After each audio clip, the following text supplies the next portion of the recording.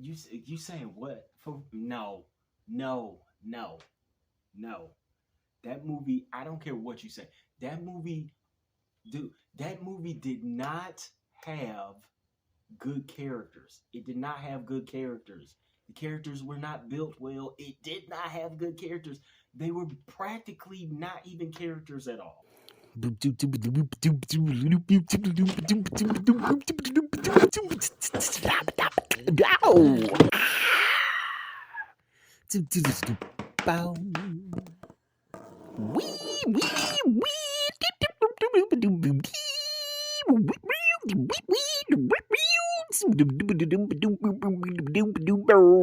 Wow.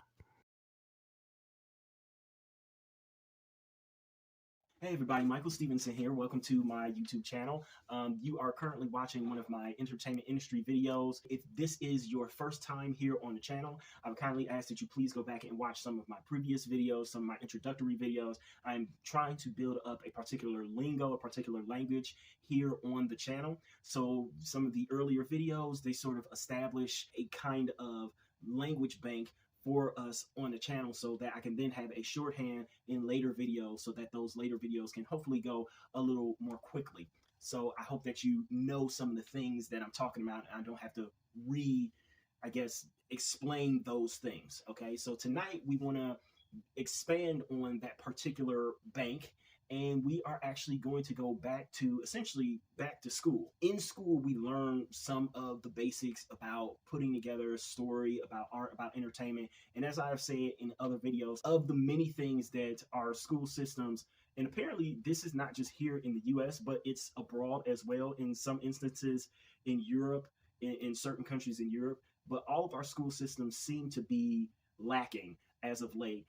US school system a little bit more than other developed countries, but a lot of them seem to be lacking. And one of the things that I feel like they unfortunately teach kind of incorrectly among all of the other subjects that they aren't teaching as correctly or as completely as maybe it could be is art and entertainment and how to appreciate it. And of course, we teach these things in school, in classes, because they were supposed to create a more enriched, more well-rounded consumer base for the arts and for entertainment so that the consumption of it can be elevated. People can put out more elevated art, more elevated entertainment, and that we could enjoy things on an even higher level than we previously did in previous generations. It's sort of as a building block, generation to generation, as well as criticize things on a higher level as well. I know that people know some of these basic things, but I kind of want to go back to some of these basic ideas and principles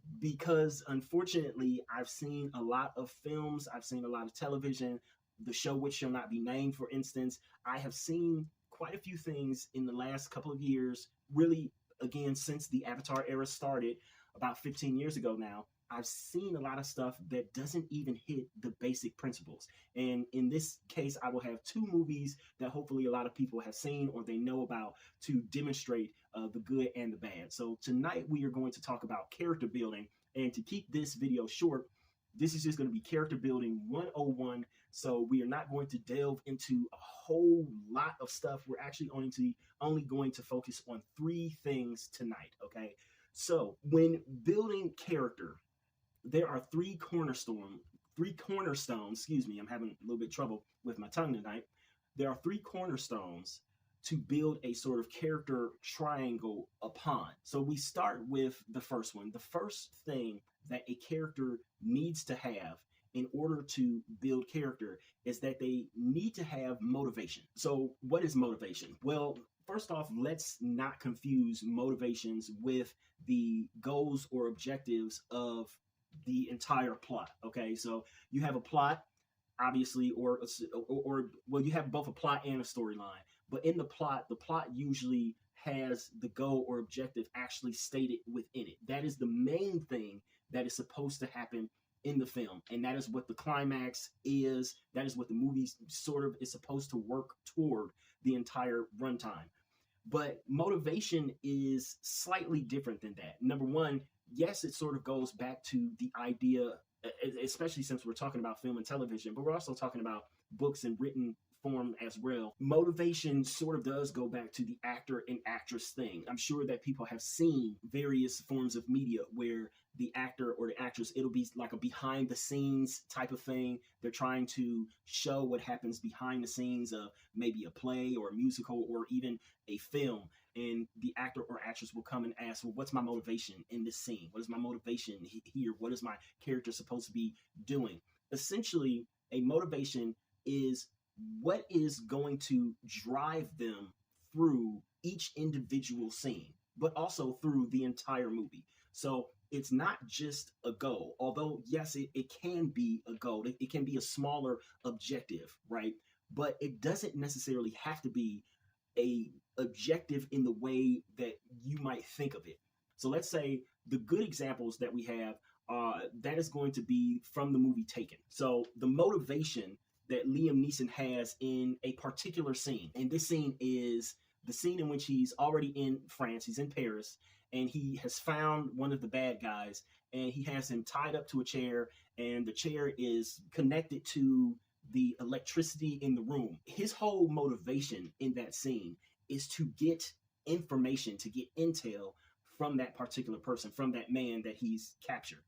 That changes, his motivation changes from scene to scene, because once he leaves that guy, and, you know, spoiler alert for all this stuff, pretty much spoiler alert for my entire channel, but once he leaves that guy to die. So his objective is accomplished there. He's accomplished it, but he still has a motivation. He still has an overall goal that plays into the plot, but his motivations change essentially in every scene. You guys understand that? So he is motivated to do something every scene, or essentially you can also look at motivations as the character needs to be doing something. They need to be working toward something. And every scene needs to have a beginning and an ending. So they need to be progressing toward accomplishing something. Oftentimes, that's not the biggest goal of the plot. Sometimes it's just the little stuff. Sometimes it's just, okay, now I need to get out of this room, right? So you just have to get out of a particular room. That's the motivation, but that's not the overall goal. Characters need to have motivations from scene to scene. And generally what happens is that what I've seen as of late is that there are not enough motivated characters. Or in other words, there can be lots of scenes in both films and television shows in which you don't really know the motivation for that character. You don't know what they are supposed to be doing. And so they kind of just sit around and it seems like they do nothing. It seems like nothing is happening because there's no legitimate motivation for that character. There's nothing that they are supposed to be accomplishing, or at least there's nothing that the script seems to want them to accomplish. And that is the whole point of a motivation. You need to constantly be accomplishing something, even from scene to scene. Each scene needs to accomplish something, whether it's learning a bit of information, whether it's fighting off some bad guy, whether it's going from one location to the next. Every scene should be accomplishing something. It should be forwarding, moving the narrative forward. Without motivations for the individual characters, seemingly there feels like there is no progression through the story. That's how you sort of get this feeling when you're sitting in a movie or you're sitting at home and you're watching something on television, and yeah, there might be some stuff going on screen, yet and at the same time, it doesn't really feel like anything is happening. It kind of feels empty. That's generally because you don't know the motivations of the character. So we move on from motivations over to the next thing that the character needs to have is they need to care about something. Right? Again, like I said, this is character building 101. So we're not even going into some of the more advanced things about character. This is just the baseline for what characters need to have in order to be actual characters, in order for them to feel like real people, or like at least something that could potentially exist outside of just a page. Characters need to care about something. They need to have something that they intrinsically care about enough to do something about. It's really that simple. Most of the character building 101 stuff is stuff that you are supposed to learn in any sort of college creative writing class, 101. Honestly, you're supposed to learn this stuff in high school, or not even in high school, in junior high, sometimes even in elementary school. These are just the basics of a story.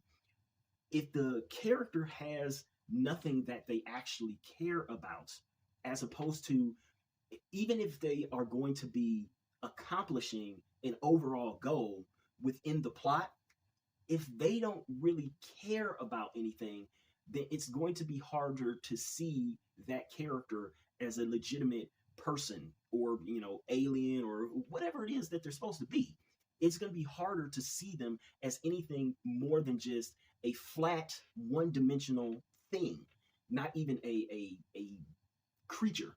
They're just a thing, because they don't really care about anything. Usually, this is oftentimes accomplished in most movies and most television shows, as they will throw in a love interest, they'll throw in a familial connection, they'll throw in a friendship bond, they'll throw in even pets, right? John Wick, he cared about his dog. So yes, the character needs to really care about something. And then finally, and of course, like I said, we are going to go through this with some examples and whatnot. And hopefully this video will still be a lot shorter than a lot of my other videos. So we seem to be actually flying through this video, which is a good thing. But finally, the character needs to be understandable. Now, here's the thing, and this is kind of what I hate. As of late, within the Avatar era, I want to keep saying like 10 or 12 years, but it's just been within the Avatar era. Within the Avatar era, we have had a lot of people come out and they will talk, whether they are reviewing / criticizing a book or a film or a television show, whatever it is that they are criticizing, they will come out and say, oh, the characters were so unlikable.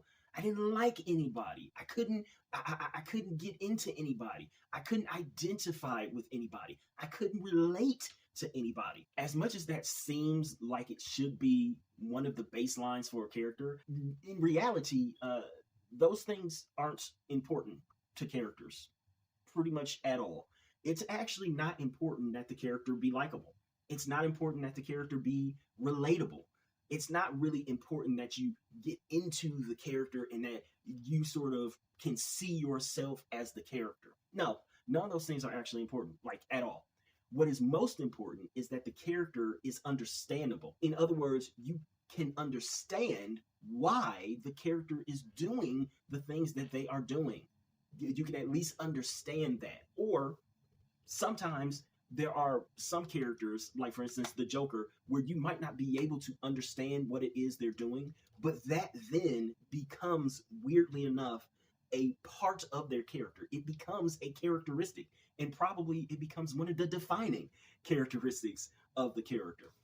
You need to be able to understand why a character is doing something that they're doing, because of the fact that even if you can't relate to the character, even if you don't fully like the character. And as an aside, I did another video on characters, and I'll sort of be remixing that one, because I realized halfway through the video that it was more character 201 building type stuff. But in that video, and I'll probably say it here instead, in that video, I was saying that, listen, in reality, let's keep it real. We want characters that are more like real people, that are more realistic and grounded, right? Well, the problem is that if we keep it real, fresh, and funky with ourselves, all the way 100, stand on business, all that good stuff, if we do that, then we have to admit to ourselves that in reality, the majority of people that we will meet in our lives, the majority of people that we pass every day on wherever we go, at work, on the train, on the subway, on the bus, wherever, the majority of people that we meet in our lives, we probably will not like. Sure, we might like them for a small amount of time. If we have to sit with somebody for an hour, half an hour, a couple of hours on a flight somewhere, going 4 or 5 hours from Cleveland to LA to Vegas to wherever, we might strike up a conversation with them, learn about their lives, etc., etc. But the longer we spend with them, similarly to how much time we spend with a character in a film or in a book, generally, the less we kind of like people. It's not really up for us to always want to like someone in the narrative. Again, just think about the loneliness epidemic right now, how people can't seem to connect, they can't seem to find friends. That may very well be just because we realize that, yeah, most of the people that we run into, we're not going to really like. And maybe we should stop looking to really like every single person that we run into, every single person that we meet. Accept that these characters have flaws, accept that they are not always going to be likable in every single thing that they do. Accept that even real people who are smart, who are very intelligent, who have it all put together, do stupid stuff. They say stupid stuff. There's a lot of foolishness going on. I digress. Each character should be understandable. Their actions should be understandable overall to the audience. So it's not that they need to have even some immensely deep background or something to that effect, but they just need to be able to be understood. And that really is one of the most important things about a character. So when you take these three elements, again, should have somebody that, or should have something that they actually care about. 2, they should have motivations, and they should be motivated to do something. And 3, they should be able to be understood by the audience. When you look at some films, there are some films that just really, to my astonishment, don't have all 3 of those pillars in place, all 3 of those cornerstones in place to build character. So let's take a look at one good example. Let's take a look at the film Taken. In Taken, Liam Neeson's character, first off, does he have something that he cares about? Absolutely. His daughter, the plot is his daughter is taken. She is kidnapped in a foreign country in France, and she is potentially going to be sold into some sort of slavery. So Liam Neeson must go over there and rescue his daughter from whatever sort of maltreatment awaits her. And he's going to do that by using a particular set of skills that he has learned. That's the plot. He cares about his daughter. We know that he cares about his daughter. His motivations from scene to scene are what? All of his motivations, essentially, they align with the plot. So yeah, while he's on the plot line, while the storyline is unfolding, each successive scene, he is using something. He is motivated constantly by doing something in the scene that will ultimately get him to his goal. So sometimes he's looking for intel from somebody. Sometimes he has to beat somebody up. So he's motivated to beat the crap out of somebody. Sometimes he just has to drive a car, get in a car chase, etc., etc. He's constantly motivated. He's constantly in action. He is constantly doing something so that in each scene, it is not the character accomplishing nothing. And even when he doesn't seem to be doing something, there are movies in which people, the characters in them, sometimes they just sort of sit down. I just got done talking or doing another video in which I talked about the movie Drive with Ryan Gosling. At the very end of the movie, he's sitting in his car in silence. And I said that he was beat up, he was bleeding, he was most likely dying. But he's sitting there and he's contemplating. And you can also see and understand that there's still a motivation for the character there. His motivations is to essentially calm down, to regain some semblance of control in his life, and to think about all the things that have happened in his life, all the things, whether it's all the things that have happened recently in his life or all the things that have happened in his entire life. You can see that there's a certain level of motivation there. Motivation creates, yes, it can create tension, which is oftentimes what a lot of writers talk about, and especially you'll see that talked about on a lot of the channels here from non-writers and people who use a lot of the creative writing jargon, one-on-one jargon, to make it seem like it, like, yeah, we know exactly what we're talking about. But tension does not actually need to be in every scene. Motivation does. So with Liam Neeson, going back to Taken, you understand that in every single scene, he has a different motivation and he gets something accomplished in every single scene. So then, of course, you go to understanding. you can understand exactly what the character is, why the character is doing what he's doing, why he has both this overall goal, and also you can understand him from scene to scene, why his motivation is changing in each individualized scene. Weirdly enough, no, you don't have that in every single movie and in every single scene of movies. You have some movies to where it's like, I don't know what actually is going on. I don't know what is supposed to be happening. This is me talking as the general viewer, as you guys, as myself. There are movies where you don't understand the character. And if you don't understand the character, if you can't understand why they're doing something, if you can't understand why it is that they think they either have to do this thing or they want to do this thing, then that leaves open the question of why the heck are they doing this thing? Or in other words, it leaves open a slight sliver to have their humanity basically slip away, to have their character, to have their groundedness be questioned, be called into question. Now, even if the character does make a decision that is pretty stupid, something that maybe you as the viewer, as the ultimate consumer, would never do in your normal life, if the character is written correctly, you should at least be able to understand why the character is doing it. This is best seen in a lot of horror movies, right? There's a sound in the basement. The character is like, oh man, I wonder what that sound was. You're yelling at the screen, don't go in the basement. What is wrong with you? Why are you going in the basement? Don't do it. Don't do it. And they still do it.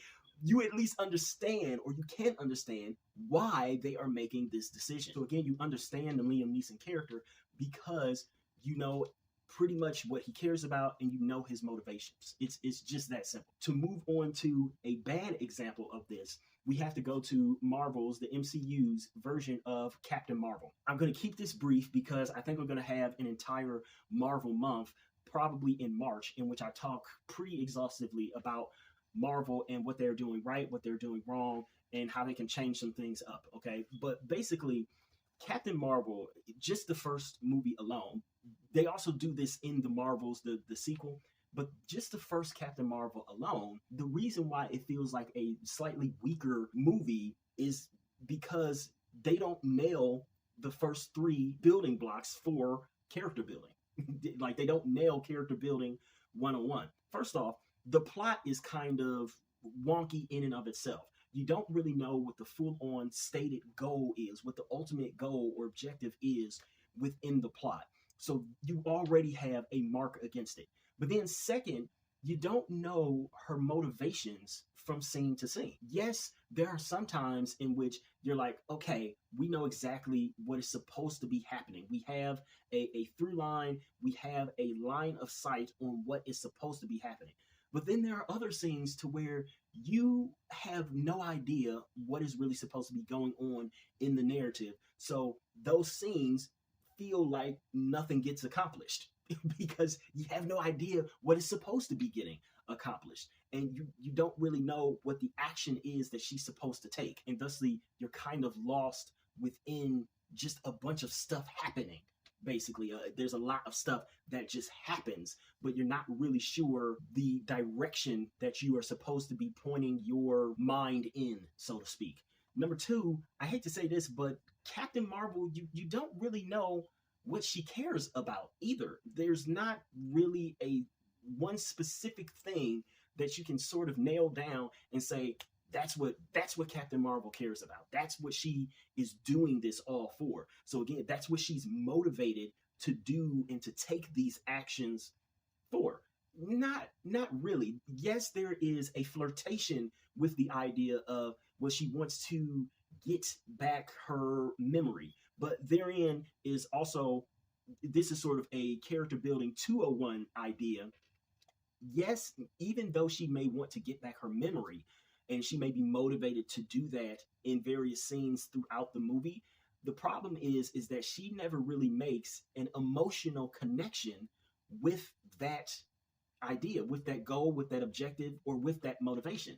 You never really see her stressing about having lost her memory or about having had her memory taken from her, erased by the Kree. You don't really see that. There's not an emotional connection there. So you don't really know what the character cares about outside of the overall goal of literally every superhero film, which is to become the hero and beat the villain and save the day.